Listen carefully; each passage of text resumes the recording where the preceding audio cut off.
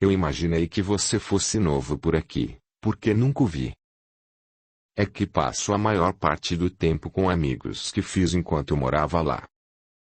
Infelizmente aqui nesta vila eu não consegui fazer nenhum amigo, eu disse, tentando sensibilizá-lo. Compreendo. É que as pessoas daqui são bastante reservadas. Geralmente mantêm sempre o mesmo círculo de amizades. Mas vejo que você é diferente. É que desde pequeno minha mãe já falava que eu não nego uma boa conversa. Mas devo lhe confessar que eu também não tenho muitos amigos, mas os poucos que tenho são suficientes para mim, pois sei que posso contar com eles sempre que precisar. Pois é, não existe nada mais importante que uma amizade verdadeira, completei, sarcasticamente. Tem razão. Nossa! Estamos aqui conversando e eu nem me apresentei. Muito prazer, meu nome é Matheus. Ah, tem razão. O prazer é meu, Matheus, chamo-me Cláudio. Bem, eu já vou indo. Minha mãe está me esperando para o jantar. Está certo, não a deixe esperar. Cláudio, se você quiser, depois eu posso lhe emprestar alguns livros muito bons que tenho lá em casa, aposto que irá gostar. Se preferir, pode passar lá em casa. Muito obrigado, Matheus, acho que vou querer emprestado, sim, se não se importar. Acho que é sempre bom poder diversificar o conteúdo. Empresto, sim, com todo prazer. Se você quiser, nós podemos combinar de ir lá domingo agora, que tal? Acho que pode ser, sim. Amanhã já é sábado mesmo. Onde você mora, Matheus? Não é muito longe daqui, não leva nem 15 minutos. Se você quiser, nós podemos combinar de nos encontrarmos em algum lugar, daí eu te levo lá em casa. Por mim, está bem. Podemos combinar em frente à igreja, que acha? Na igreja? Melhor não. Se Elisa me vir com ele, meu plano não vai dar certo, pensei. Digo. Melhor não porque vai estar tendo-me se você sabe como é. Vai haver muita gente. Melhor seria nós combinarmos aqui mesmo, que tal? Ah, por mim, tudo bem então. Combinamos aqui no domingo de manhã. Está certo. Até domingo então, Cláudio. Foi um prazer. Até lá. O prazer foi meu, Matheus. Após nos despedirmos, corri para casa, a fim de tentar dar um jeito na bagunça. Não poderia estragar tudo. Cláudio havia fisgado a isca e era só levá-lo até em casa. Aí, quando ele menos esperasse, eu o mataria. Ah, eu sou demais. Não sei o que foi que a Elisa viu nele. Devo confessar que é bem educado, mas é um lixo perto de mim. Elisa não merece um semi-analfabeto, ela merece coisa melhor. Um homem de verdade, como eu, matutava eu, tendo em pensamento. Capítulo 27. O campo de rosas. Não demorou muito para chegar o domingo. Logo após o término da missa, lá estava eu, no lugar combinado, esperando a chegada de Cláudio. Estava torcendo para que ele não tivesse contado nada a Elisa. Eu havia me esquecido de mudar meu nome, ao me apresentar a ele. Estava tão preocupado em conquistar a sua confiança, que nem me dera conta disso. Bem, o jeito era ficar à espreita, esperando que ele surgisse e não viesse acompanhado. Após alguns instantes, lá vinha ele. Trazia um sorriso no rosto, sorriso que eu planejava arrancar-lhe dali a pouco e substituir por dor e sofrimento. Com ele lá em casa a sós comigo, ninguém poderia ajudá-lo. Cláudio se aproximou de mim e estendeu a mão em gesto de cumprimento. Eu, para não levantar suspeitas, retribuí e coloquei um sorriso amarelo em meu rosto. Oi, Mateus. Peço desculpas se o fiz esperar. É que o sermão do padre na missa de hoje foi maravilhoso. Imagina, meu amigo Cláudio. Eu cheguei há pouco tempo. Bem, vamos então? Claro, vamos, sim. Não vejo a hora de conhecer seus pais e ver seus livros. Ah, sabe o que é, Cláudio? Eu me esqueci de lhe contar. Os meus pais não estão aqui na vila. O meu pai é um homem muito ocupado e teve de viajar a trabalho. Daí minha mãe foi junto para fazer-lhe companhia. Inventei, dando uma desculpa. Puxa, que pena. E você não se importou em ficar sozinho? Não, eu já estou acostumado. Desde pequeno convivo com as constantes viagens de meus pais. E também, afinal de contas, eu já sou bem grandinho, tenho 29 anos. Sério, Mateus? Nossa! Pois não parece.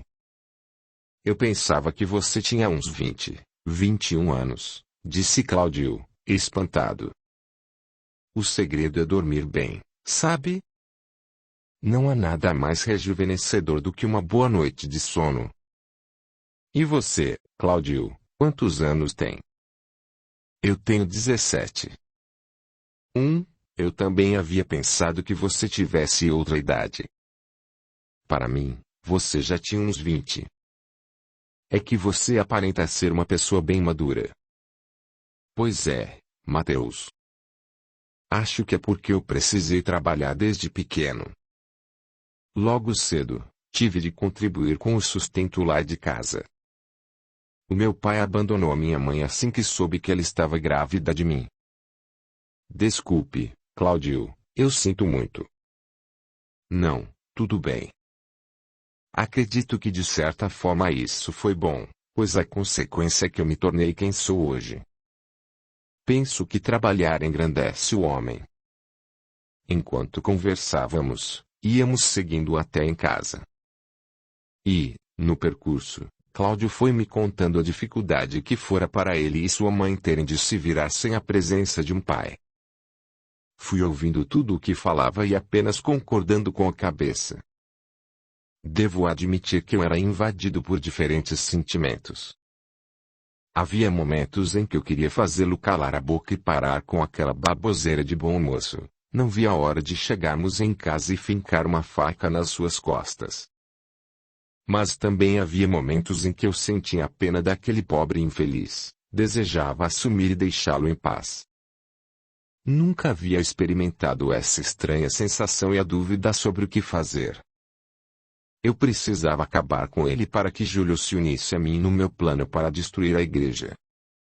E também, com Cláudio fora do caminho, eu teria Elisa só para mim. Então por que eu hesitava? Por que tinha essas dúvidas na minha mente? O que eu não imaginava era que aqueles pensamentos que vinham à minha mente eram emanados diretamente por Cassius, no plano superior. E então, Cassius está conseguindo minimizar as vontades de Mateus de prejudicar Cláudio? Perguntou Dionísio, conversando com Cassius no plano superior. Confesso que não está sendo nada fácil, meu caro amigo.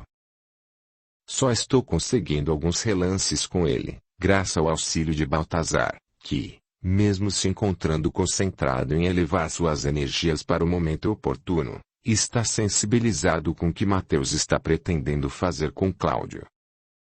Nossa! Que espírito mais elevado e generoso é Baltazar! Mesmo estando fora dos nossos portões e concentrado em elevar-se, procura auxiliar como pode, disse Dionísio. Tem razão, meu amigo. Continuarei aqui, esforçando-me e dedicando todas as minhas energias para ajudar Cláudio. Enquanto conseguirmos manter esse campo vibratório, estaremos afastando temporariamente as forças das sombras que acompanham Mateus e anulando essas pesadas energias negativas que tentam dominá-lo. No plano físico, finalmente Cláudio e eu chegávamos à minha casa. Venha, Cláudio, pode entrar, peço que não repare na bagunça. Imagine, Mateus, não se preocupe com isso. O meu quarto também não é dos mais arrumados. Nossa! Mas que casa bonita vocês têm. Ah, obrigado. Mas venha, sente-se. Você quer beber algo? Quero, sim, pode ser um copo d'água mesmo. Hoje o dia está bem quente. Tem razão, Cláudio. Vou lá pegar e já volto. Bem que eu podia ter um pouco de veneno aqui. Isso facilitaria o meu trabalho, pensei. Pronto, Cláudio, aqui está. Obrigado, meu amigo. Eu estava observando que vocês possuem uma bela coleção de livros. Desculpe minha curiosidade, mas seu pai trabalha em quê? Ah, bem. Meu pai é. Ele é um fazendeiro. Na realidade, é um empreendedor. Possui muitas terras espalhadas por aí. E é por isso que se ausenta tanto. Gosta de ir pessoalmente ver como estão as coisas. Nossa, que legal! Eu também trabalho em uma fazenda. Cuido, junto com meu tio e mais alguns empregados, das colheitas. Não fica muito longo daqui, deve dar umas 2 horas, comentou Cláudio. Mas veja, deixa eu lhe mostrar alguns dos livros que temos. Você gosta de qual assunto? Gosto muito de história antiga. Fascina-me. Mas também gosto de poesias. E você? Ah, eu. É. Eu gosto de poesias também, respondi, meio sem jeito, pois, na realidade, eu detestava ler. Quanto mais longe passasse dos livros, melhor. Nós ficamos lá em casa, conversando por várias horas. Cláudio adorava falar, e eu, naturalmente, procurava sempre manter a postura de bom amigo. Não entendi o que havia comigo. Eu queria fazer-lhe calar a boca e estrangulá-lo. Seria maravilhoso vê-lo agonizar pelas minhas mãos. Ou, então, com um único golpe, cortar-lhe a garganta. Mas eu não conseguia, algo me prendia. Aquela sensação estranha invadia-me e eu nada conseguia fazer. Será que eu estou gostando de sua amizade? Eu praticamente nunca tive um amigo de verdade. Aí, que ódio, que raiva por me sentir assim, eu pensava. Eu desejava assumir, mas, ao mesmo tempo, queria ficar ali e ouvi-lo. Cláudio, por sinal, todo educado, continuava a falar e comentar as coisas que fazia e que gostava. E eu, de fato, nada fiz. Agi com aquele rapaz como se fôssemos bons amigos. Quando anoiteceu, ele se levantou, me deu um forte abraço e disse que tinha sido ótimo ir à minha casa. Estava muito contente por ter me conhecido e ansiava que nos víssemos mais vezes. Diante daquele gesto, fiquei estacado, completamente sem reação. Havia tempo que ninguém me tratava assim, com tanto respeito e carinho. Teria eu esquecido o meu real objetivo? Eliminar aquele rapaz? Não sabia. Mas, para meu espanto, simplesmente deixei-o ir e ainda o convidei para aparecer mais vezes. Assim que Cláudio se foi, eu permaneci, não sei por quantas horas, sentado em minha cama, pensando no que havia ocorrido. Mal sabia eu que eram Cassius e Baltazar intercedendo por aquele rapaz, enviando vibrações sugestivas para que eu agisse daquela forma. Nossa!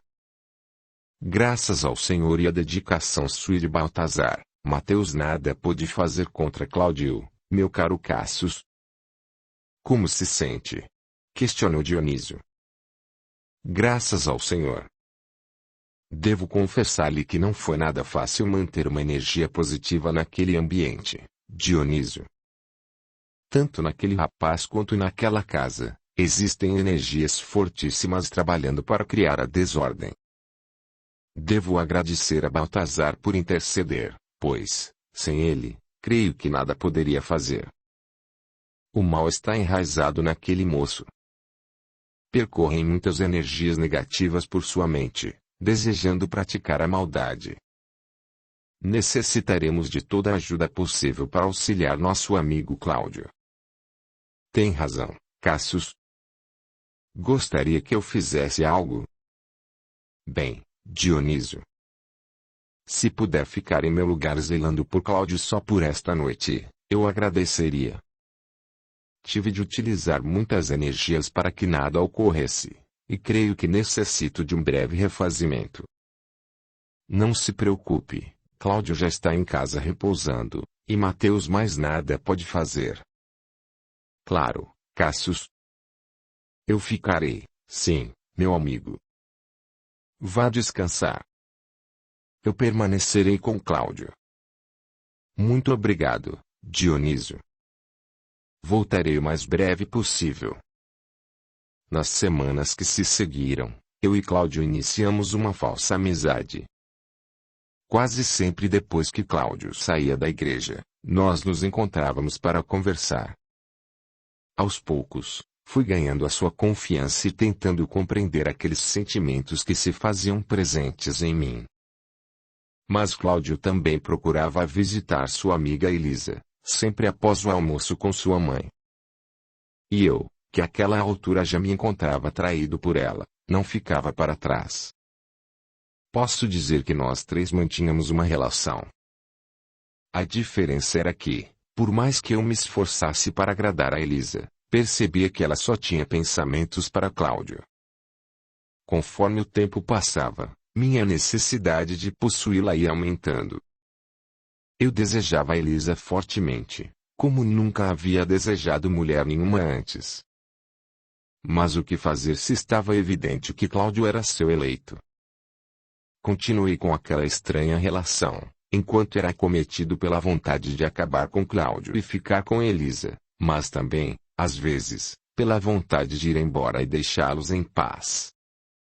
Eu fazia de tudo para que nem Cláudio nem Elisa soubessem da relação que vinha mantendo com os dois. Mas, por mais cuidado que tivesse, eu nunca poderia imaginar que houvesse uma pessoa acompanhando os nossos passos. Era Alê, o amigo de Cláudio. Sempre que Alê ia até a casa de Cláudio para procurá-lo, sua mãe dizia que ele havia saído com um amigo. Mas que amigo é esse? E por que Cláudio nunca me apresentou a esse amigo? Questionava-se Alê. Aos poucos, sem perceber, Cláudio foi pondo sua amizade com Alê de lado. Não era algo intencional, mas o fato é que quase sempre era eu quem ocupava o seu tempo livre depois de ele ver Elisa. Alê, então, começou a sentir ciúmes daquela nossa amizade. Não aceitava o fato de perder o antigo amigo para um recém-chegado. Então, começou a seguir os nossos passos e viu a estranha amizade que eu estava mantendo com Cláudio e Elisa, sem que ambos se dessem conta. Enquanto Alê continuava acompanhando os nossos passos, fui procurado por Júlio, que me questionava o porquê da minha demora em eliminar Cláudio. Mal sabia ele da relação que eu vinha mantendo com Cláudio e Elisa. Eu lhe prometi acabar com Cláudio o mais breve possível, afinal de contas, eu tinha uma missão: vingar-me de Deus. Eu precisava destruir aquela igreja para provar-lhe que, se ele fora capaz de me tomar meu pai, eu também era capaz de tirar-lhe uma de suas casas.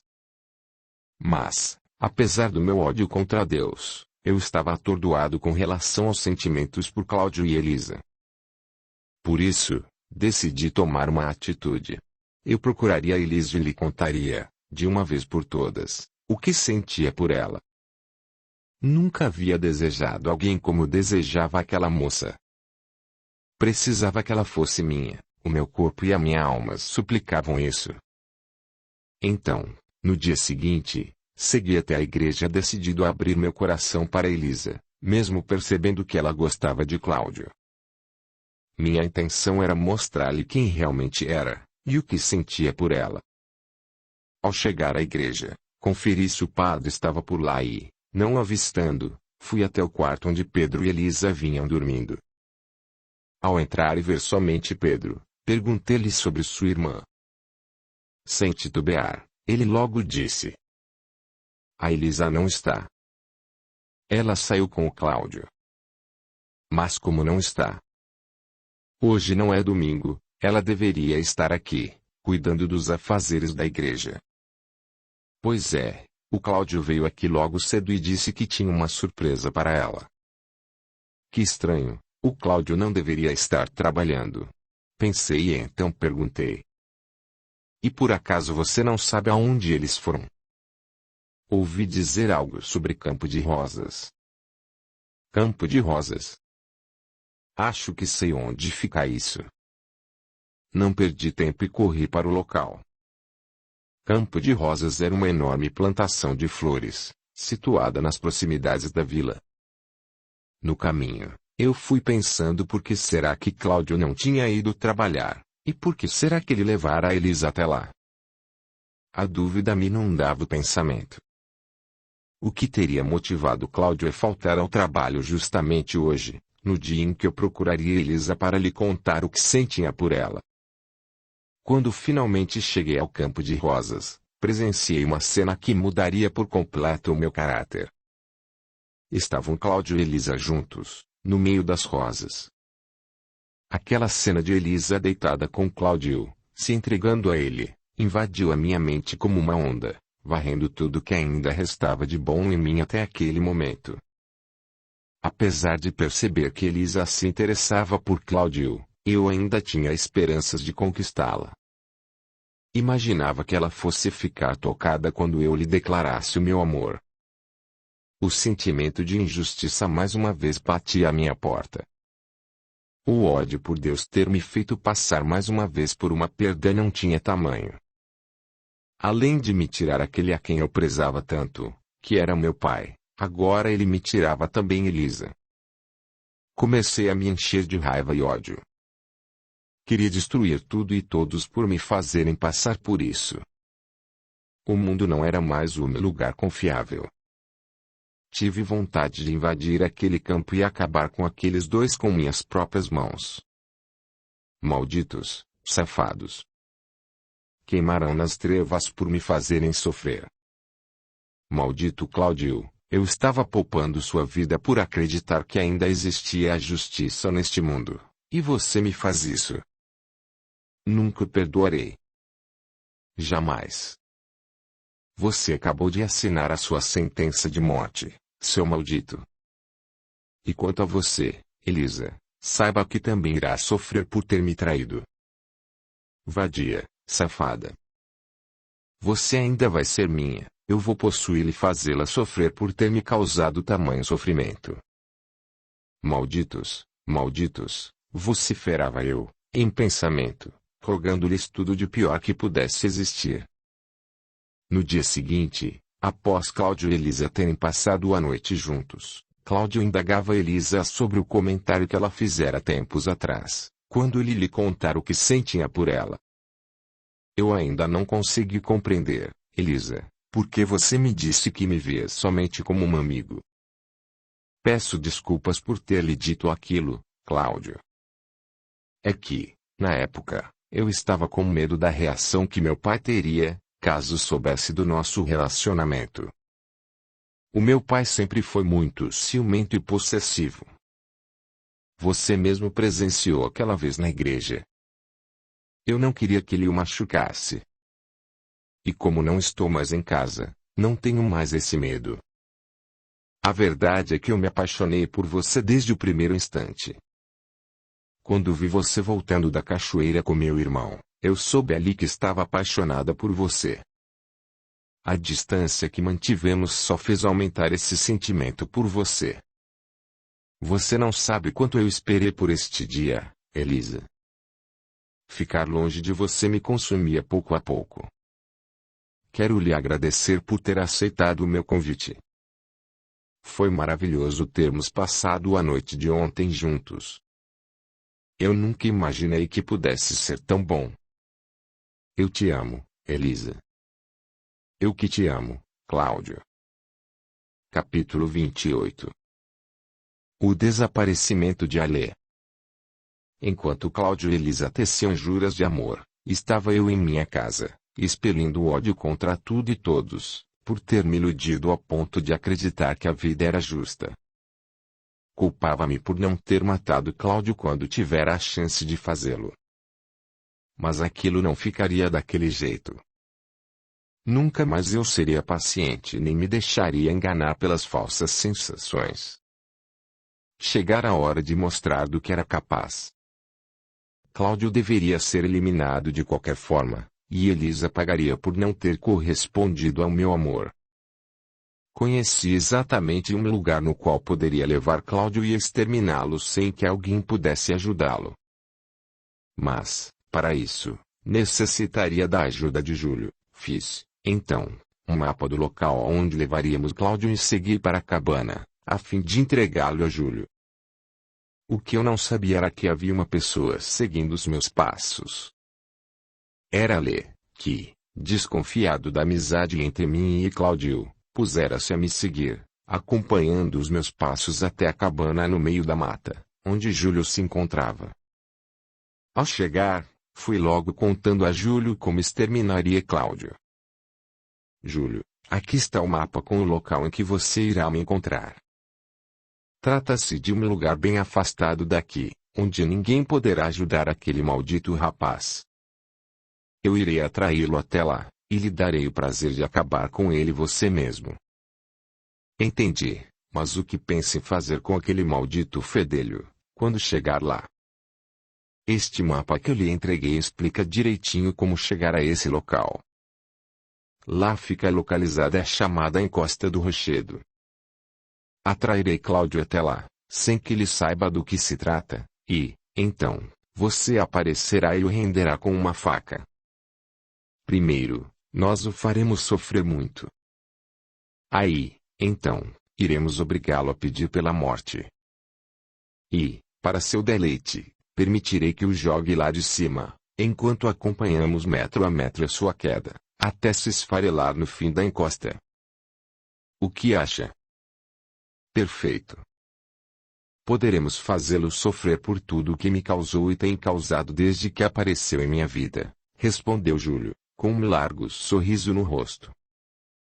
Enquanto eu comentava com Júlio a respeito do meu plano, Alê escutava tudo o que desejávamos fazer contra Cláudio. Alê não acreditava que pudéssemos ser capazes de tamanha maldade. Ele precisava fazer alguma coisa. Não poderia permitir que matássemos seu pobre amigo. Pensou, então, em correr avisar o delegado. Contudo, quando se afastou da cabana para retornar à vila, acabou fazendo barulho chamando a nossa atenção. Quando olhei pela janela e vi aquele rapaz, logo corri para tentar impedi-lo de contar a respeito do que ouvira. Ao perceber que fora descoberto, Alê tratou logo de correr. Eu saí correndo atrás dele. O rapaz era veloz, mas, para seu desespero, eu era mais, então não demorei muito a alcançá-lo e derrubá-lo no chão. Com o garoto dominado, eu o levei de volta à cabana e questionei sobre o que ele fazia ali. Fala, seu moleque. O que estava fazendo aqui? Interroguei, encostando-lhe uma faca no pescoço. Seu maldito. Eu não irei deixar que matem o Cláudio. Soltem-me, eu irei agora mesmo contar ao delegado o que pretendem fazer. Cala a boca, seu atrevido. Acha que temos medo daquele delegadozinho? Aqui quem manda somos nós, respondi. Soltem-me. Soltem-me, gritava Alê. Júlio, nós precisamos fazer alguma coisa. Esse ordinário ouviu demais. Não podemos deixar que se vá e conte a alguém sobre o nosso plano. Ele deve ser morto, falei. Júlio me olhou, depois voltou seus olhos para o pobre rapaz que suplicava para o libertar-nos e disse: Eu não tenho nada a ver com isso. O meu assunto é com aquele maldito fedelho. Se esse moleque ouviu demais, a culpa é toda sua por tê-lo trazido até aqui. Audiolivro realizado pelo canal Surya Chand Audiobook. Eu não acredito que não vai fazer nada. Esqueceu-se de que você também está metido nisso. Cobrei. Já disse. Eu não quero nem saber. Se vira. Só me procure quando o assunto for aquele frangote do Cláudio. Do contrário, nós não temos nada que discutir, respondeu Júlio. Após dizer que não iria fazer nada com relação a Alê, Júlio virou as costas e foi embora, deixando-me a falar sozinho. Sem saber o que fazer com Alê, só pensei em mantê-lo preso enquanto pensava em algo. De uma coisa eu tinha certeza. Aquele menino tinha ouvido demais e não poderia ficar livre. Com certeza, ele iria correndo até o delegado e o levaria até a cabana. Isso eu não permitiria. Seria capaz de matá-lo por se intrometer em meus planos de vingança. No plano superior, Dionísio questionava Cássius sobre a situação em que Alê, o amigo de Cláudio, se encontrava. Cássius, não há nada que nós possamos fazer para auxiliar o amigo de Cláudio. Infelizmente, nada podemos fazer. Eu tentei me aproximar de Mateus, mas, sem o auxílio de Baltazar, por mais que tente, nada consigo fazer. Mateus é uma pessoa muito perturbada e não possuímos afinidades para que eu possa orientá-lo. Desde que ele se revoltou contra Cláudio e Elisa, o seu campo vibratório ficou mais denso e pesado. Não somente as sombras que o acompanhavam têm interesses nele, mas também sinto a presença de fortes energias vibratórias vindas das trevas. Tem certeza, Cássius? Se é verdade isso que está me contando, então o assunto é muito mais grave do que pensei. Acha que eles ousariam se aproximar de tal forma? Perguntou Dionísio, assustado. Creio que sim, meu amigo. Esse não é o primeiro caso em que esse tipo de interesses ocorre. Há muito tempo, as trevas vêm se organizando e buscando esse tipo de contato. Desde que o Jesus, em sua passagem pelo mundo dos mortos, libertou os espíritos perdidos do poder das trevas, eles vêm tentando retomar esse controle. Mas, graças ao Senhor e aos nossos irmãos mais evoluídos, isso não tem ocorrido com a frequência que desejavam. O que ocorre são pequenas junções de interesses de ambos os lados. É só você ver o caso dos grandes ditadores que existiram. Todo ser humano tem a opção de trilhar seus caminhos e fazer as suas escolhas, e cada um é rodeado tanto pelos nossos irmãos de luz, quanto pelos que estão vagando nas zonas purgatórias ou inferiores.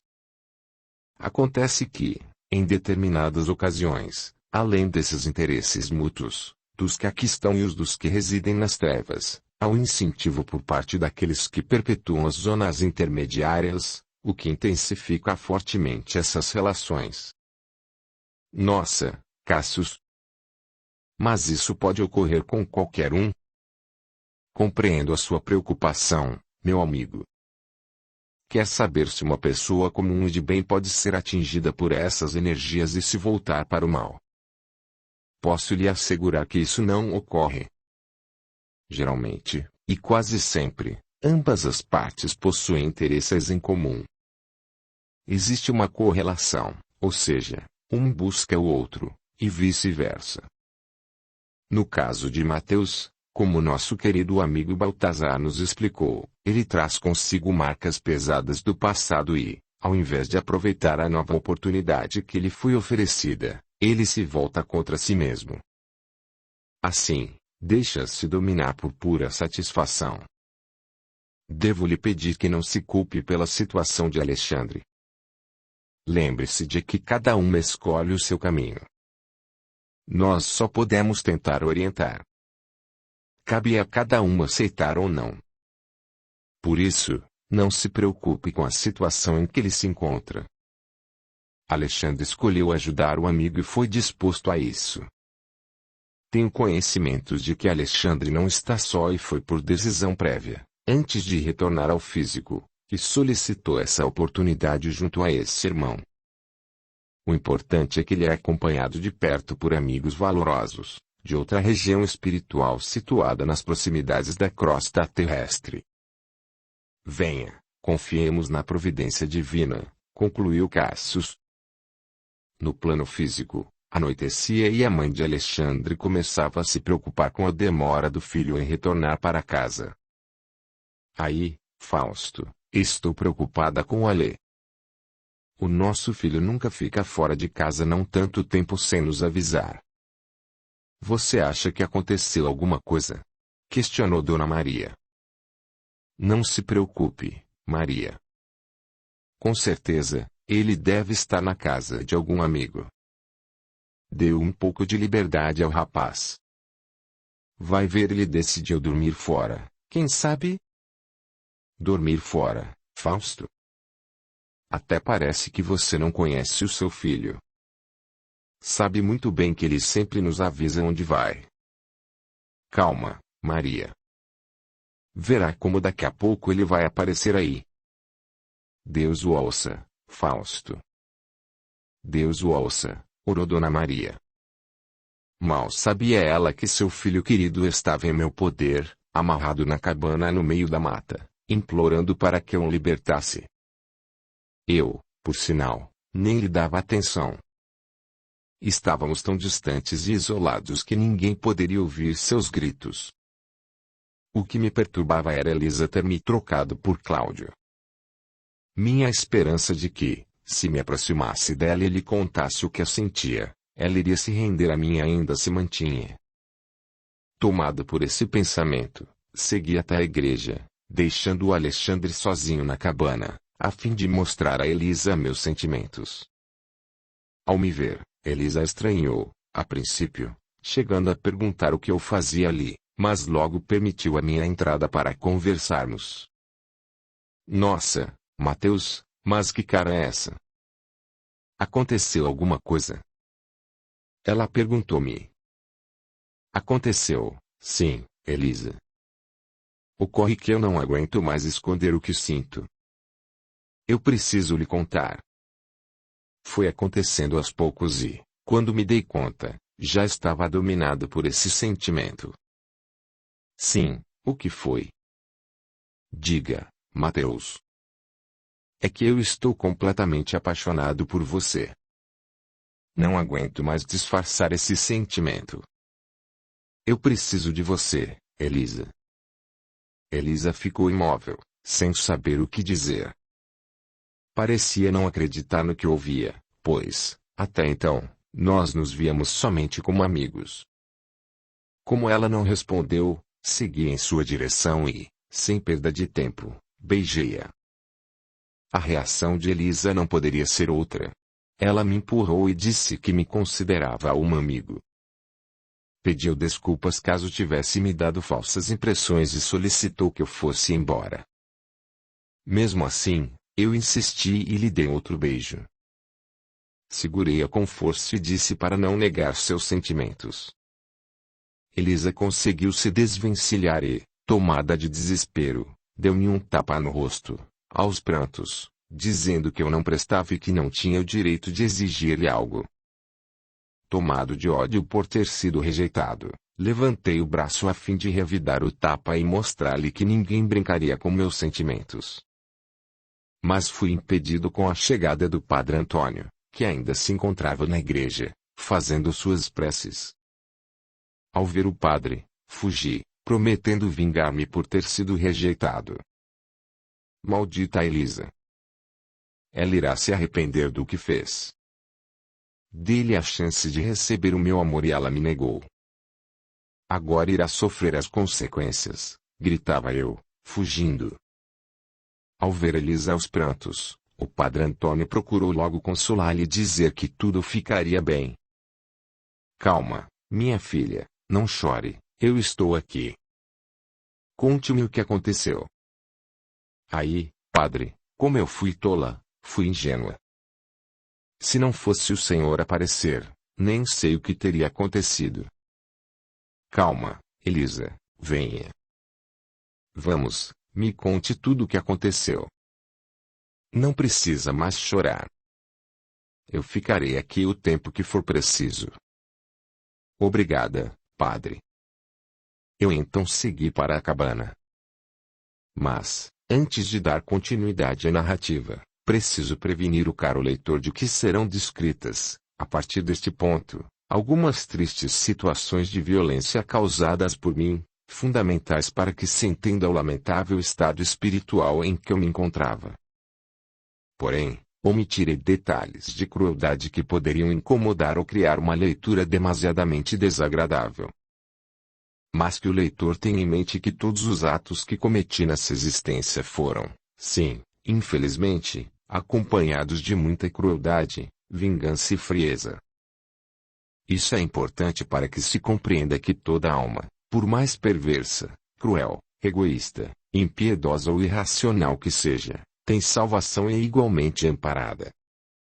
Nessa minha encarnação que está sendo descrita, eu era uma pessoa muito perversa, que não respeitava o próximo, e era capaz de fazer qualquer coisa, inclusive ferir quem estivesse em meu caminho ou lhe ceifar a vida.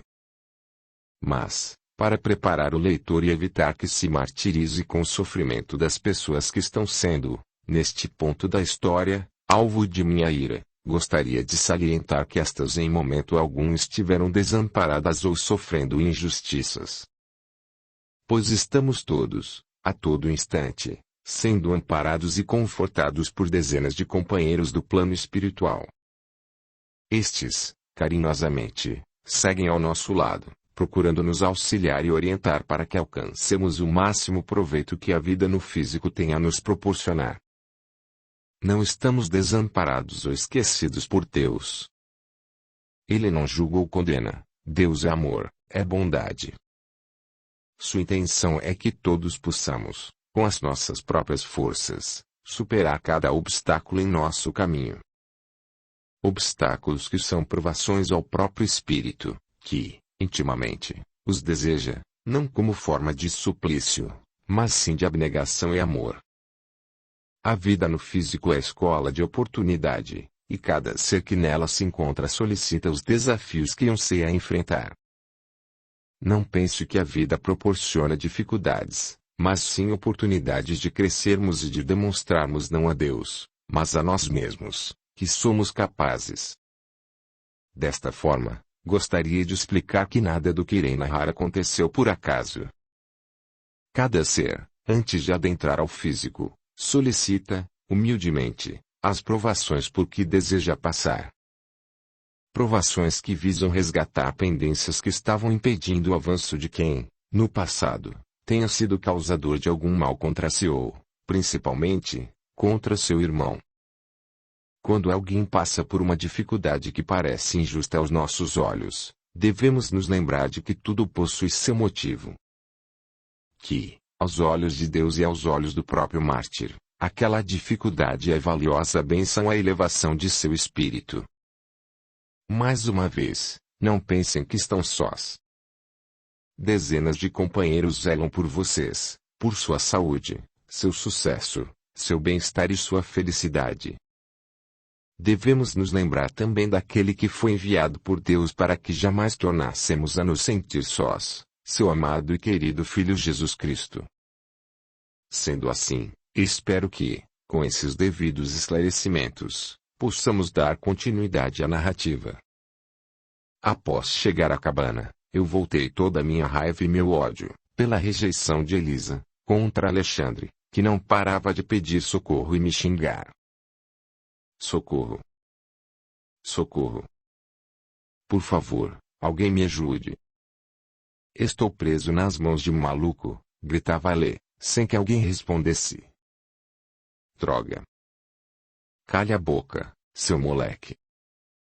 Calhe essa boca porque eu estou mandando. Socorro, alguém me ajude, continuava a gritar Alexandre. Com raiva de Elisa e ódio de Cláudio, os gritos de Alexandre aumentavam ainda mais a minha ira. Como ele continuava gritando, mesmo com as minhas ameaças, perdi a cabeça de vez e comecei a agredi-lo. Percebi que, quanto mais eu batia naquele rapaz, melhor e mais aliviado eu me sentia. Isso prosseguiu mesmo depois que ele desmaiou, E em nenhum momento senti remorso ou pena do infeliz. Só parei quando comecei a pensar que Elisa não podia ficar impune pelo que me fizera. Permaneci ali na cabana, olhando para aquele menino, durante a noite inteira. Pela manhã, com muitas dificuldades, o rapaz, murmurando, continuou a pedir ajuda.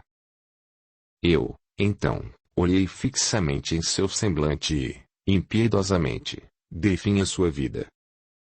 Confesso que senti prazer em ver a vida daquele rapaz se esvaindo diante de mim.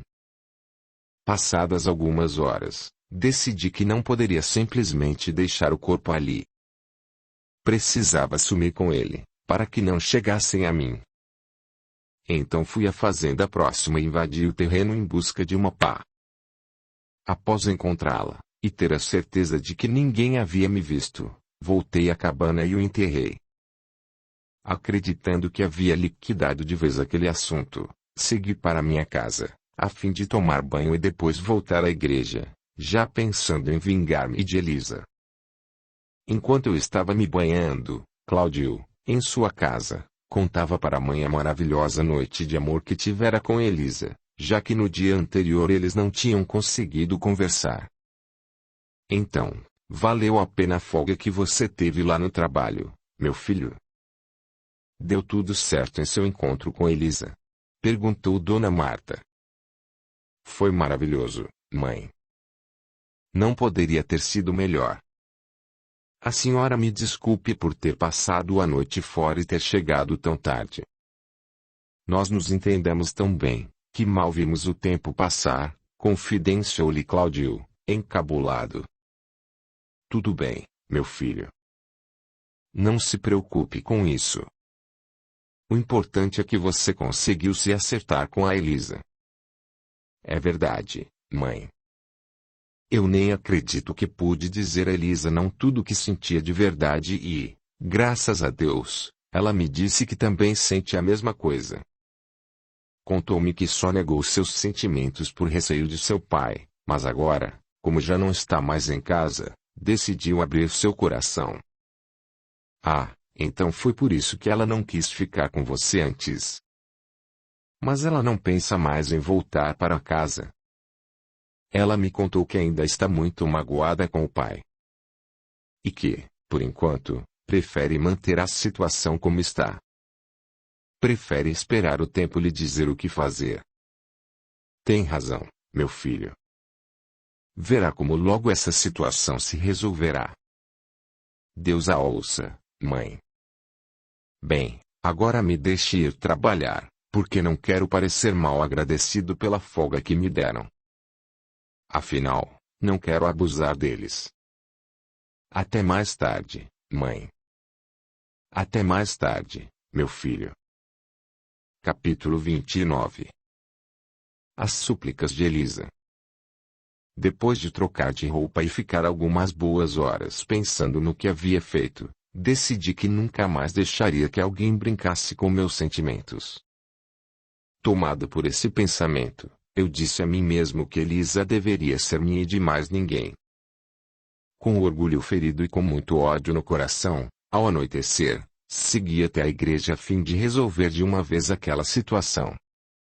Ao chegar, esperei por algumas horas para ver se Cláudio havia ido se encontrar com Elisa. Mas, para minha sorte, ele havia ficado até mais tarde no trabalho, então o caminho estava livre para minha vingança. Disposto a todo custo a ter Elisa para mim, fiz cara de arrependido e bati na porta da igreja. O quê? Mas o que você está fazendo aqui? Eu vou gritar, hein? Ameaçou Elisa. Não, não, espere, por favor. Escute-me só por um instante, Elisa, eu lhe imploro. Você é mesmo muito cara de pau de aparecer aqui depois do que fez. E pensar que eu confiei em você, lamentou Elisa. Eu sei, Elisa, você está certa, eu errei e lhe peço desculpas. Eu estou sinceramente arrependido do que fiz. Eu lhe suplico, por favor, me deixe explicar o que aconteceu, Elisa. Será que eu posso entrar só por alguns instantes para conversarmos? Não, eu não quero que entre. Diga daí mesmo o que deseja e vá embora. Você já teve a sua chance e a desperdiçou. Enquanto eu tentava convencer Elisa a me deixar entrar, Dona Maria e seu Fausto, pai de Alexandre, choravam desesperados pelo desaparecimento do filho. Como ele havia passado a noite fora e não retornara no dia seguinte, seus pais haviam procurado o delegado pedindo-lhe que organizasse uma busca pela vila. O delegado reunira boa quantidade de homens para trabalhar nas buscas pelo rapaz não só pela vila, mas também pelas redondezas. Eles tinham vasculhado todos os cantos, mas, para desespero de seus pais, nada haviam encontrado. Nenhum sinal do rapaz. Para a minha sorte, a cabana e o local onde eu havia enterrado eram bem afastados da região, no meio de uma mata fechada.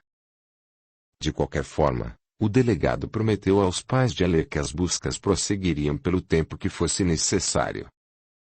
Em sua casa, Cláudio, que já havia voltado do serviço, lamentava-se com a mãe por ter ficado trabalhando até tarde e ainda não ter podido ir ver sua amada Elisa desde a noite em que haviam ficado juntos.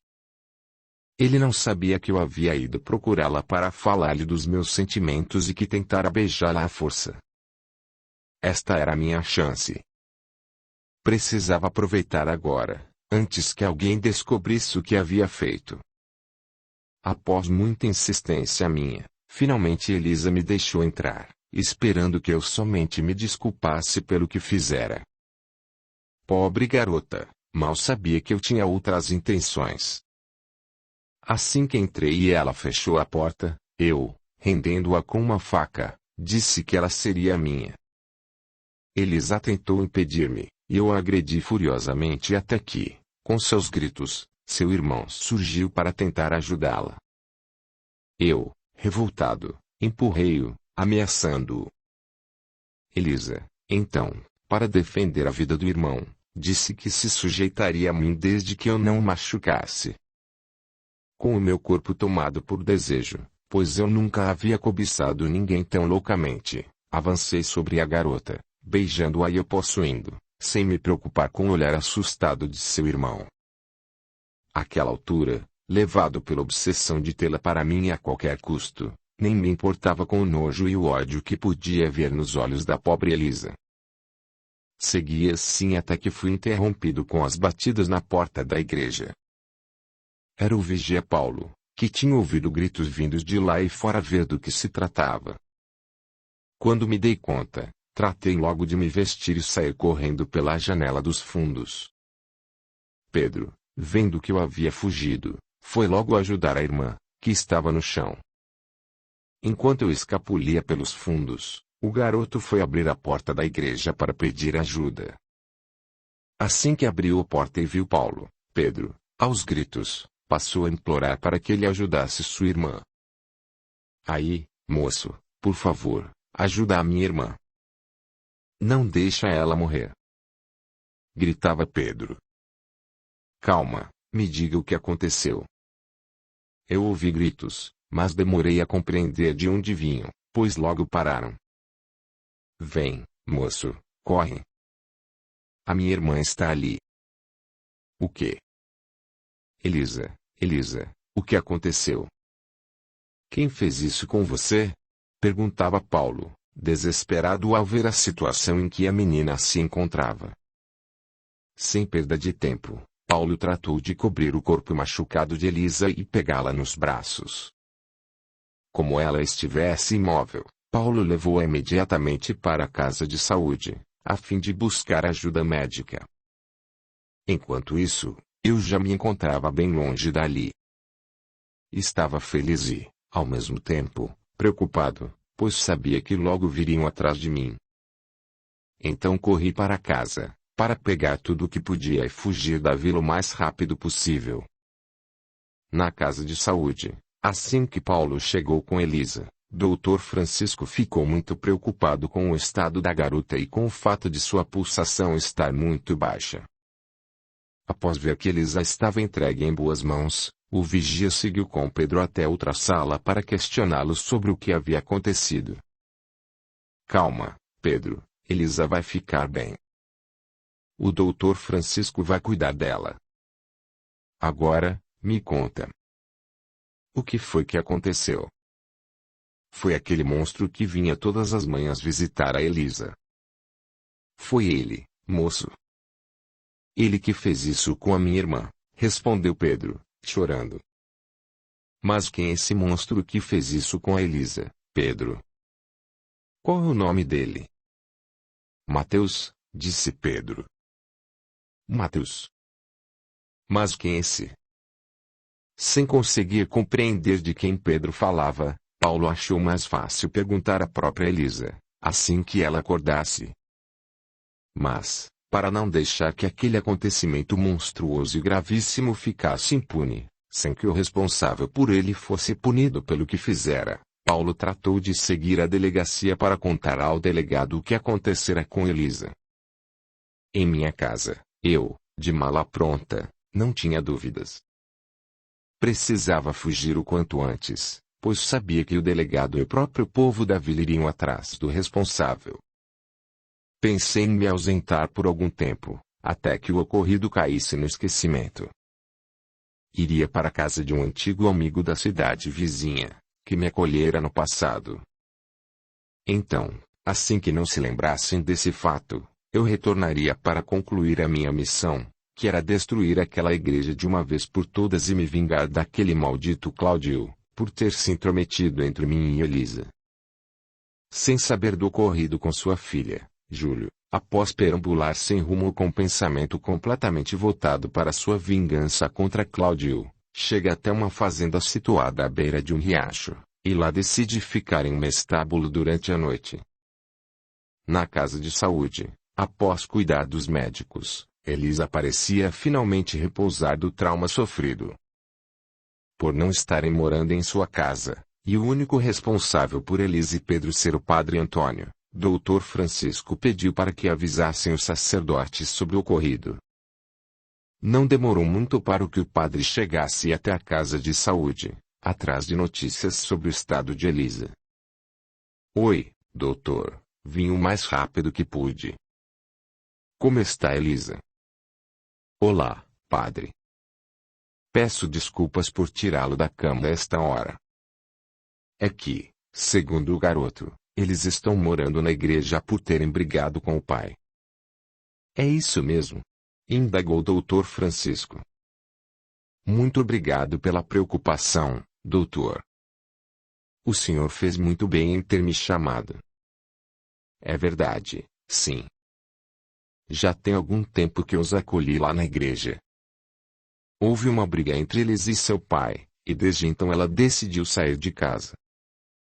E eu não poderia permitir que as duas crianças ficassem na rua, doutor. Por isso, os acolhi e tenho cuidado deles desde então, explicou o padre Antônio.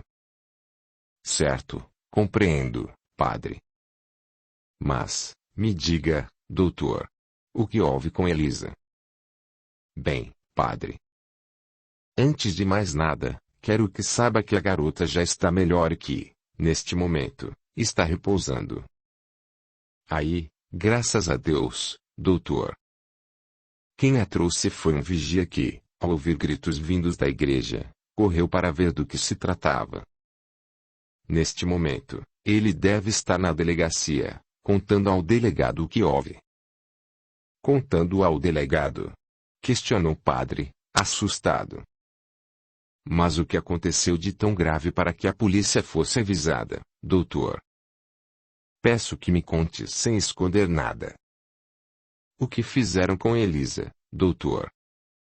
Sem conseguir encontrar palavras para explicar o ocorrido de uma forma que não chocasse o padre, Francisco, ao ver sua expressão preocupada, decidiu contar-lhe de uma vez o que acontecera com Elisa.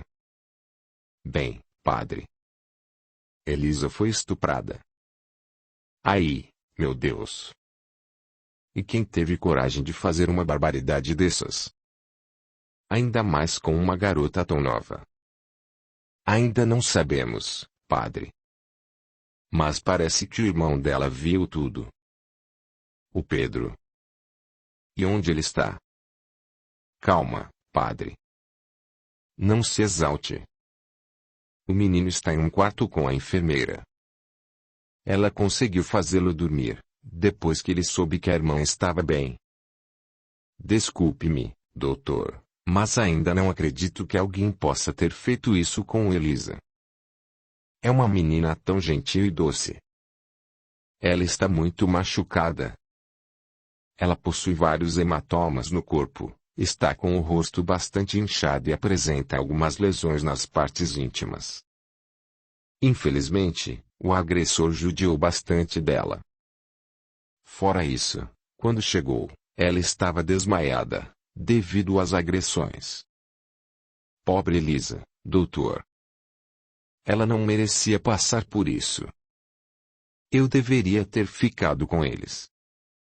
Nunca deveria ter permitido que ficassem sozinhos, lamentou o padre. Infelizmente, o senhor não poderia imaginar que algo desse tipo aconteceria, padre. O importante é que nós já tratamos todas as suas feridas e que, neste momento, ela repousa. A menina deverá ficar alguns dias aqui, para que possa se recuperar completamente, e, assim que estiver em condições, já poderá ir, ponderou Francisco. Muito obrigado pelo que fez por ela, doutor. Será que posso vê-la?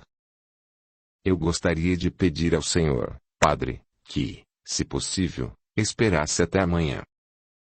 Elise sofreu muito e agora que está descansando. Seria mais conveniente que não a incomodássemos. O senhor tem razão, doutor. Vamos deixá-la descansar. Se o senhor preferir, padre, nós temos um quarto onde o senhor poderá ficar, caso queira esperar aqui, até que ela acorde. Eu agradeço, doutor. E acho que irei aceitar, sim. Já deixei muito essas crianças sozinhas. Só mais uma pergunta, doutor. Elise e Pedro não comentaram nada sobre quem foi o responsável por esse ato. Nós até tentamos ver com o irmão dela, pois ele conhecia o criminoso. Mas ele também estava muito agitado e a única coisa que dizia era que foi o monstro que ia todas as manhãs visitar sua irmã. O monstro, doutor? Não compreendo, que monstro? Ele disse que o nome era Mateus. Não conheço, doutor. Talvez seja algum conhecido de Elisa. O que acho estranho é que eu nunca vi ninguém, lá na igreja, conversando com Elisa. E também, se fosse importante, ela teria me falado. Como é o caso de Claudio, um rapaz que vem quase todas as tardes visitar Elisa. Fora ele, confesso que desconheço quem seja esse Mateus. De qualquer forma, padre, o vigia já foi avisar o delegado, e tenho certeza de que ele tomará as devidas providências. Após ouvir o vigia contar o que acontecera com Elisa, o delegado ordenou que um de seus homens, Tobias, ficasse de plantão na casa de saúde, cuidando para que o agressor não surgisse novamente. Solicitou também que uma equipe buscasse pelos arredores da vila qualquer um que parecesse suspeito, enquanto não obtinham maiores informações. Capítulo 30. As escolhas que fazemos. No dia seguinte, o padre, que havia passado a noite na casa de saúde, visita Elisa. Com licença. Bom dia, minha filha. Como você passou a noite? Bom dia, padre. É muito bom ver o senhor. Onde está meu irmão? Não se preocupe, Elisa, ele está bem. Está dormindo aqui, em um quarto ao lado. Aí, padre. Que bom que o senhor está aqui comigo, eu senti tanto medo. Eu pensei que aquele monstro fosse matar o Pedro, disse Elisa, se emocionando. Acalme-se, minha filha, vai ficar tudo bem. Eu estou aqui com você. Não chore. Desculpe-me, padre, É que eu nunca imaginei que uma coisa dessas pudesse acontecer. Como eu fui inocente. Nunca deveria ter acreditado nele. Acreditado em quem, minha filha? Quem foi o responsável por isso? Você o conhecia? Nesse momento, Elisa volta a cair em prantos ao lembrar do ocorrido, e o padre se emociona junto com ela pela situação em que a pobre garota se encontra. Eles permaneceram ali, abraçados, até que foram interrompidos por Tobias. Peço perdão pela minha interrupção, me desculpem. Padre, eu poderia conversar com o senhor um instante? Perguntou Tobias. Claro, podemos sim. Elisa, eu vou até lá fora conversar com o moço e já volto, está bem? Tudo bem, fique à vontade, padre. Do lado de fora do quarto, Tobias inquire o padre sobre a situação de Elisa e sobre a possibilidade de fazer algumas perguntas a ela. Olha, moço, você me desculpe, mas a Elisa ainda não está completamente restabelecida. Ainda se encontra abatida e assustada com tudo o que aconteceu. Creio que não seja uma boa hora para isso, esclareceu o padre. Compreendo. Não tenho a intenção de incomodá-la. Gostaria apenas de saber se ela poderia nos fornecer alguma informação que possa ser utilizada para chegarmos ao responsável. Peço que lhe dê alguns dias para que se recupere melhor. Vamos esperar que ela própria decida falar sobre o assunto. A única informação que tenho é de que, segundo o irmão da Elisa, o responsável se chama Mateus. Não sei se isso ajuda em algo, comentou o padre. Ajuda, sim, padre. Informarei o delegado sobre esse nome. Ontem mesmo, ele organizou uma busca pelas redondezas da vila para encontrar pistas sobre o culpado, mas estamos trabalhando com uma equipe reduzida. Existe uma equipe coletando informações sobre os atentados sofridos contra um rapaz, e outra equipe procurando um outro rapaz desaparecido. Estamos verificando se existem ligações entre esses dois fatos, explicou Tobias. Santo Deus, moço! O que tem acontecido com a nossa querida vila? Há tempos não ouvia algo do tipo. Pois é, padre. E agora, com esse ato brutal contra essa garota, começamos a ficar preocupados. Mas não se preocupe com Elisa, o delegado me ordenou que ficasse aqui, vigiando a garota, até que obtenhamos maiores informações. Muito obrigado, moço. Na casa de Cláudio, este ainda não soubera dos fatos ocorridos com seu melhor amigo e com sua amada Elisa. Ele e sua mãe tomavam café, quando, logo cedo, alguém lhes bate à porta desesperadamente. Calma, calma, já vai. Disse Cláudio, aproximando-se da porta. Ah, bom dia, Dona Maria. Não imaginava que fosse a senhora. Aí, Cláudio, desculpe vir tão cedo, mas por acaso o Alexandre está aí com você? Aqui não, Dona Maria. Aconteceu alguma coisa? A senhora parece preocupada. Foi o Alexandre, Cláudio. Ele está desaparecido há dias.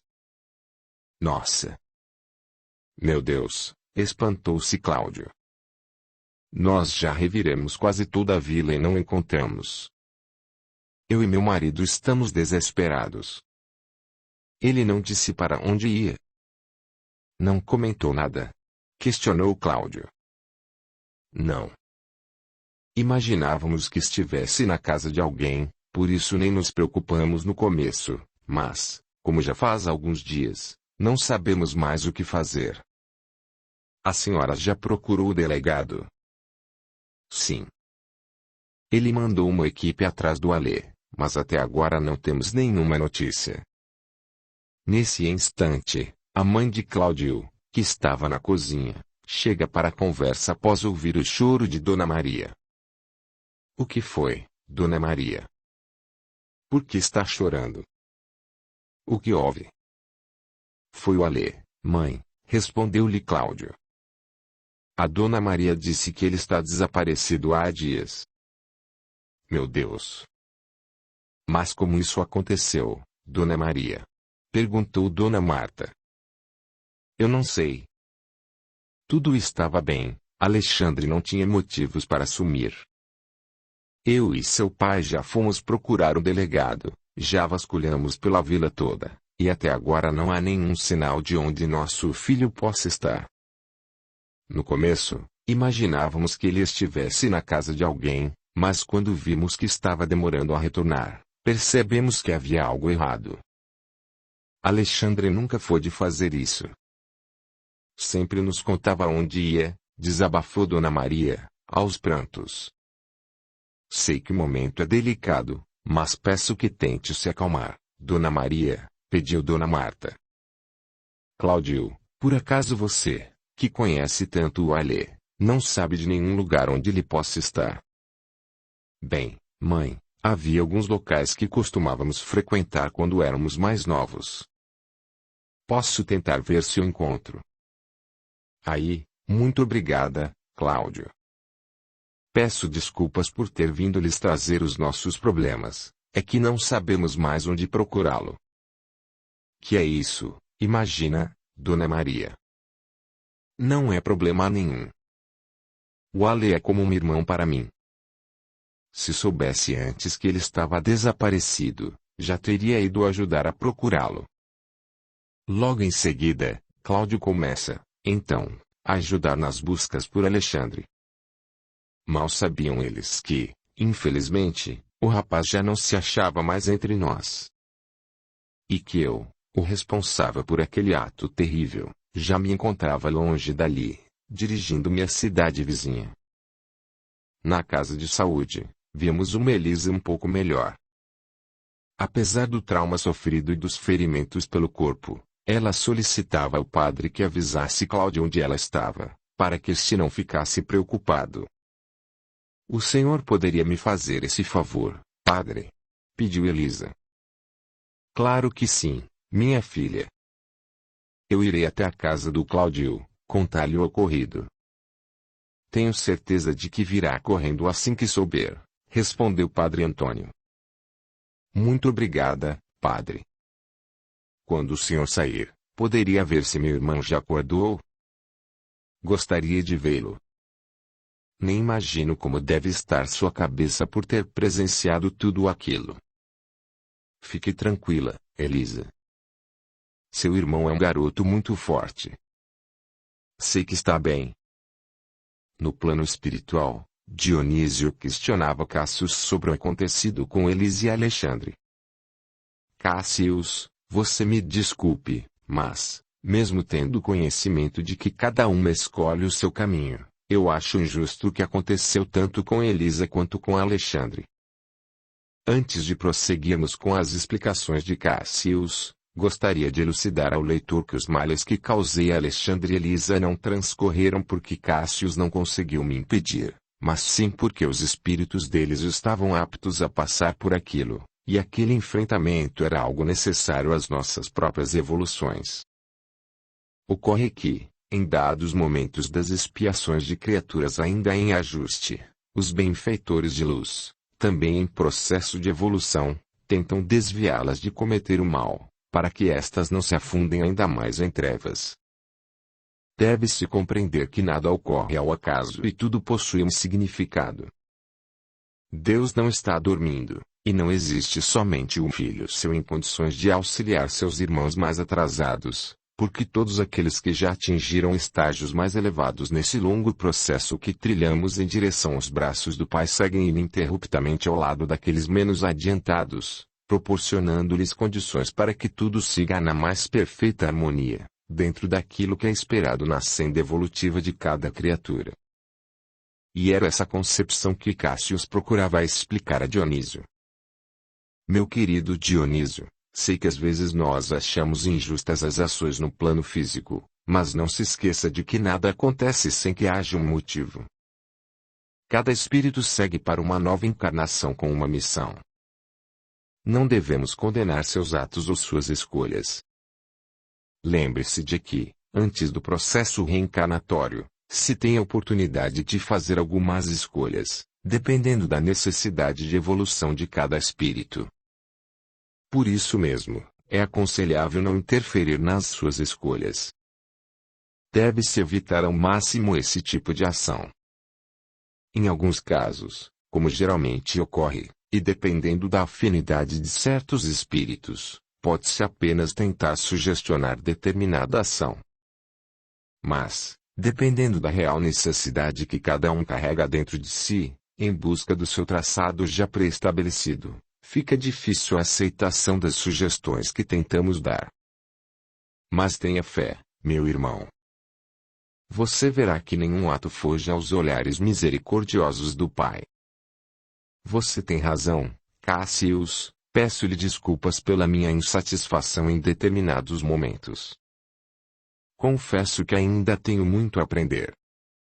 Não se preocupe, Dionísio, todos estamos sujeitos a isso.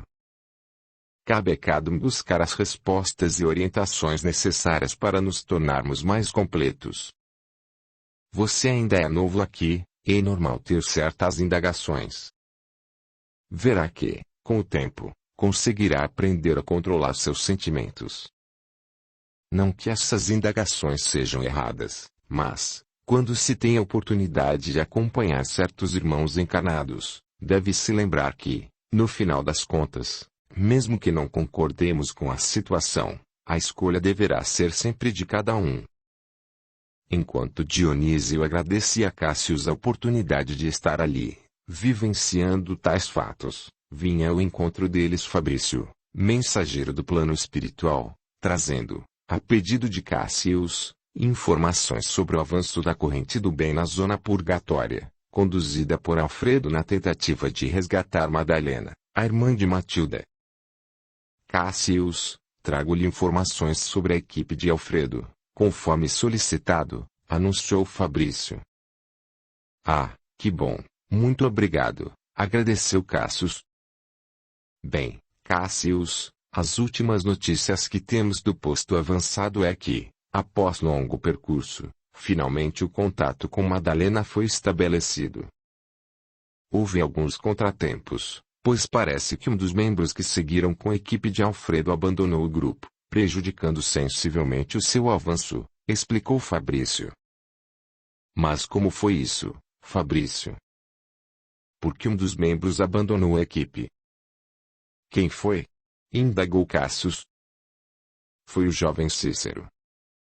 Ainda não se sabe ao certo quais foram os motivos que o levaram a tomar tal atitude, mas parece que foi premeditada. E o que o leva a pensar dessa forma, Fabrício?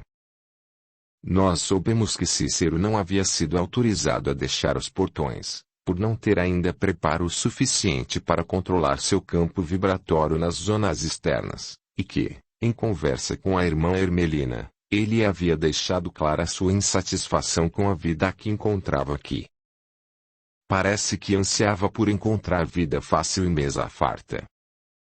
No entanto, não conseguiu aceitar que somente com o trabalho e a dedicação podem se alcançar tais desejos, e que, no fundo, se acaba descobrindo que não era isso que se buscava. Confesso que não imaginava que existissem tais espíritos aqui, disse Dionísio. Existem aos montes, meu amigo. Muitos dos que desencarnam e retomam a consciência se frustram por descobrir que a vida é um eterno aprendizado. Pensam que do lado de cá ficarão gozando de belas paisagens e passarão o tempo sem fazer nada. Esquecem-se de que é o trabalho que enobrece o espírito, explicou Cassius. Tem razão, Cassius, devo admitir que eu também demorei a aceitar tal realidade. Mas agora o que acontecerá a ele, uma vez que está fora aqui dos portões? Perguntou Dionísio. São muitas as possibilidades, Dionísio. O mais provável é que ficará vagando sem rumo, até que aceite ser resgatado novamente. Um espírito que não esteja preparado para permanecer em tal ambiente se torna inevitavelmente parte daqueles que ali se encontram.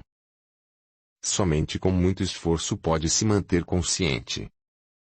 Do contrário, acaba se tornando mais uma vagar sem destino, em busca de algo que desconhece.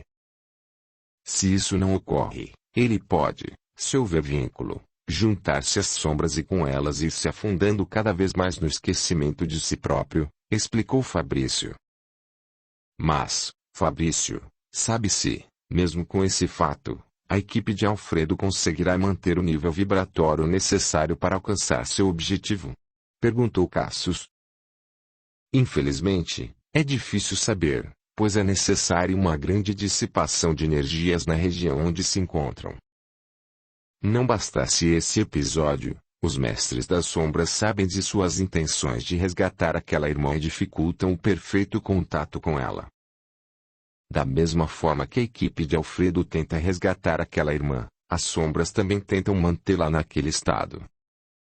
Por se tratar de uma zona purgatória, cabe ao espírito devedor sanar todas as suas pendências por vontade própria, independentemente de quem esteja sugestionando, respondeu Fabrício. Compreendo, Fabrício, e espero que eles possam obter êxito em sua jornada, falou Cassius. Tenhamos fé, Cassius. Lembre-se de que a equipe de Alfredo está bem preparada e que ele possui bastante experiência em regates de grande dificuldade, lembrou Fabrício. Enquanto Cassius orava para que a corrente do bem obtivesse sucesso, no plano físico Padre Antônio ia até a casa de Cláudio, a pedido de Elisa, contar-lhe o que havia acontecido. Boa tarde, Dona Marta, tudo bem com a senhora? Boa tarde, padre, tudo bem. E como o senhor? Bem, Dona Marta, para ser-lhe sincero, gostaria de não ter te vir até aqui com o propósito que vim, lamentou o padre. Nossa, mas o que houve, padre? O que o traz aqui? Assustou-se Dona Marta. Eu vim a pedido da Elisa, que se encontra em observação na casa de saúde. O Cláudio está em casa? Não, padre, o Cláudio saiu. Foi atrás de informações sobre o paradeiro do amigo Alexandre. O senhor não soube? Faz alguns dias que o rapaz sumiu, e seus pais estão desesperados em busca de alguma notícia. Puxa vida, Dona Marta. Confesso que não sabia. Rezarei para que o garoto apareça o mais rápido possível, para alívio desses pais. Deus o ouça, padre. Mas o senhor não explicou.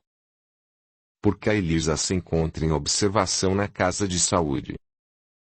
A senhora desculpe-me trazer mais informações ruins, Dona Marta. E penso que não há uma forma amena de dar esta notícia. Na noite passada, Elisa foi atacada e estuprada lá na igreja. Disse o padre, tristemente. Meu Deus, padre. Mas que coisa mais horrível. Coitada. E como ela está?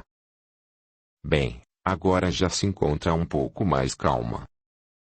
Mas nota-se em seu semblante o pavor pelo que sofreu. Infelizmente, quem fez isso a Elisa não teve dó e a machucou muito. Mas quem foi o desalmado que fez isso a Elisa, padre? Ainda não se sabe, Dona Marta. O delegado já está buscando o culpado pela vila, mas ainda possui poucas informações. Eles desejam questionar Elisa sobre o ocorrido, mas ela infelizmente por ora não está em condições de ser interrogada. A pobre moça ainda se encontra muito abatida, respondeu o padre. Coitada, padre, posso imaginar. Mas infelizmente Cláudio não está porque foi à procura do amigo, e creio que irá demorar a retornar. Se o senhor permitir, eu gostaria muito de ir ver a Elisa, solicitou Dona Marta. Claro, vá sim, Dona Marta. Fará bem a Elisa uma conversa amiga. Na casa de saúde, Dona Marta, após conversar com o Dr. Francisco sobre o estado de Elisa, questiona o Padre Antônio sobre o futuro dos filhos de Júlio após a menina ter alta da casa de saúde. Então, padre, Não creio que seja boa ideia a Elisa voltar a morar sozinha com o irmão na igreja, depois do que aconteceu. A senhora tem razão, Dona Marta. De certa forma, eu me sinto responsável pelo que houve com a Elisa. Deveria tê-los acolhido em minha casa. O problema é que, infelizmente, não tenho condições de ficar com eles. Minha casa é muito pequena, e com meu irmão doente fica ainda mais difícil, lamentou o padre. Não se sinta culpado, padre. O senhor ajudou bastante essas crianças acolhendo-as na igreja. Quem sabe o que teria acontecido caso ficassem na rua? Lembrou Dona Marta. Mesmo assim, Dona Marta, não sei o que fazer. Não quero que voltem a ficar sozinhos na igreja, mas também não posso acolhê-los em casa. Voltar para casa é morar junto do pai, Elisa não quer, e não posso obrigá-la. O pai também parece que não faz a menor questão de que isso ocorra. Estou preocupado, Dona Marta, não sei para onde eles poderão ir. Eles podem ir morar lá em casa, padre. O senhor já se esqueceu de que Cláudio tinha essa intenção no ano passado? Naquela ocasião, Elisa não iria por causa do pai, mas agora, como já faz mais tempo e como ela e o Cláudio estão se gostando, creio que ela irá aceitar, padre. O que o senhor acha? Não sei, Dona Marta. Será mesmo que a Elisa irá aceitar? Aposto que sim, padre. Ainda mais agora, nessas condições. Se o senhor permitir, eu gostaria muito de acolhê-los em nossa casa, solicitou Dona Marta. Após pensar por alguns instantes e perceber que essa era a melhor alternativa, o padre decidiu permitir que Dona Marta convidasse-os a ir morar em sua casa. Está bem, Dona Marta. Se a Elisa aceitar, para mim não haverá problema algum. Se inscreva, ative o sininho, e clique em todas, para receber as notificações de novos audiolivros. Deixe o seu gostei, o seu comentário, e compartilhe. O seu apoio ajuda o canal a crescer. A gratidão é o caminho da evolução. Capítulo 31. O novo lar. Depois de receber o consentimento de Padre Antônio, Dona Marta entra no quarto onde Elisa repousa, a fim de ver seu estado, enquanto ele espera do lado de fora. Com licença. Olá, Elisa, diz Dona Marta. Ah, olá, Dona Marta.